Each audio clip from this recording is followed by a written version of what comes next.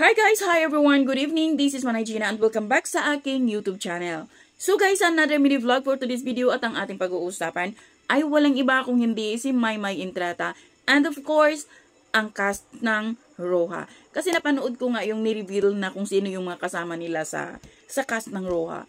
At nakita ko kasi sa isip-isip ko sana isa si Maymay sa lead star ng Roja. Kasi doon sa ni-reveal, doon sa picture frame nila, andoon si Donnie, si Kyle, tapos si Maymay, sila ni Janice Dibilin, tapos sila ni, sino pa? Si Janice Dibilin, Gina Alahar, si Joel Torre, Raymond Bagaching, parang kasama doon si Maymay.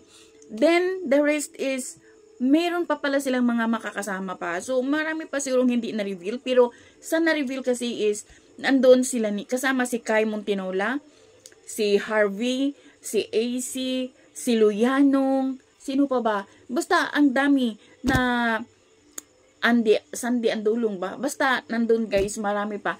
At parang sabi nga dun, may nag-comments na sinasabi niya, hala, abangan natin kasi baka meron pa silang mga kasama. Baka hindi pa ito yung all cast na na-reveal, baka meron pa. At sabi nga doon, meron din isang, syempre, nandyan si Kai, maraming supporters din si Kai. Sabi nila sana, hindi kaagad patayin yung karakter ni Kai dito sa Roja. So guys, hindi talaga natin alam kung anong story itong Roja, pero aabangan natin at alam kong lahat tayo excited. So guys, wala tayong magawa kung hindi maghintay kung kailan ito ipapalabas.